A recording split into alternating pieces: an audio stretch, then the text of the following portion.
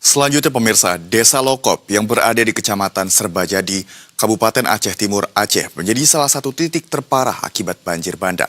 Sebanyak 893 jiwa pun terpaksa harus mengungsi. Lantas seperti apa akses menuju desa tersebut dan bagaimana distribusi bantuan logistik di sana? Berikut adalah liputan jurnalis Berita 1 Ricky Harahap dan juru kamera Hilman Praitno untuk Anda.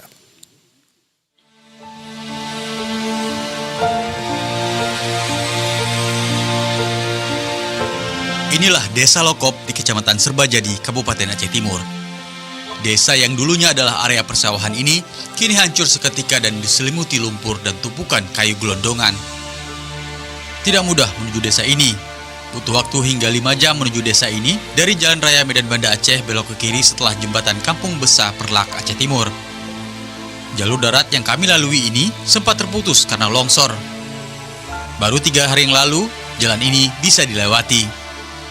Jalur ini menjadi akses satu-satunya untuk bantuan logistik menuju Desa Lokop. Tingginya intensitas hujan ditambah hutan yang gundul membuat jalur ini rawan longsor. Panjang perjalanan, tidak sedikit jalan amblas yang kami temui. Kayu-kayu besar dengan diameter seperti inilah yang kemudian memperparah keadaan. Kayu-kayu ini terbawa oleh banjir dan menghantam rumah warga yang ada di depannya.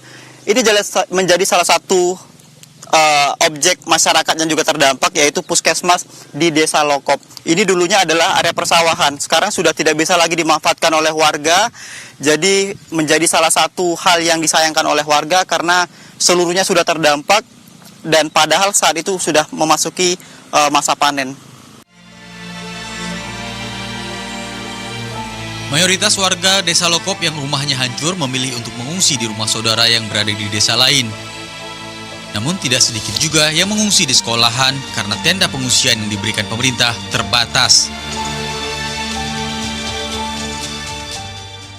Rumah memang tidak hanyut, tetapi kayu gelondongan itu sudah masuk ke dalam rumah. Jadi kami tidak berani untuk saat ini tinggal di rumah. Karena apa?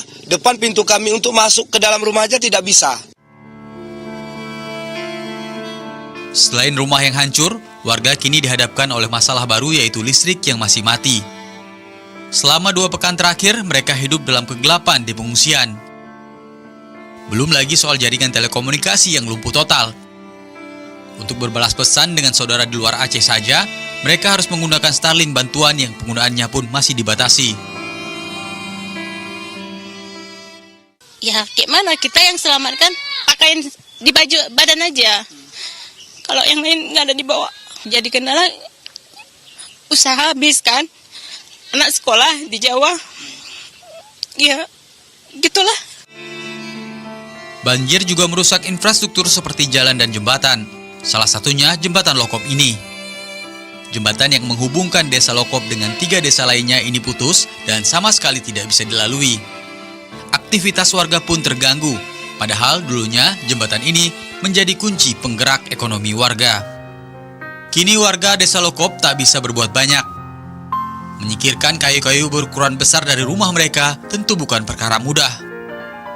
Mereka menanti uluran tangan para dermawan dan juga pemerintah yang telah berjanji akan membangun kembali rumah mereka yang hilang disapu banjir dan dihantam kayu-kayu gelondongan. Kami udah 10 hari Pak, 10 hari melalui menyeberang. Itu kondisi sangat mengenaskan, bahkan bisa menelan korban Pak untuk menyelamatkan barang, pakaian sehari-hari Pak. Yang kami butuhkan sekarang yaitu untuk menyiapkan lahan baru Pak. Untuk menyiapkan barang baru supaya desa kami utuh seperti biasa. Ya, selain itu pemirsa, memang di Kecamatan Serbajadi ini ada 6 desa yang juga sudah terdampak parah akibat banjir bandang dan juga mereka berharap tentunya bantuan bisa kembali disalurkan ke lokasi desa tersebut. Dari Lokop, Serbajadi, Aceh Timur, Ricky Harahap, Hilman Praitno, Berita 1 melaporkan.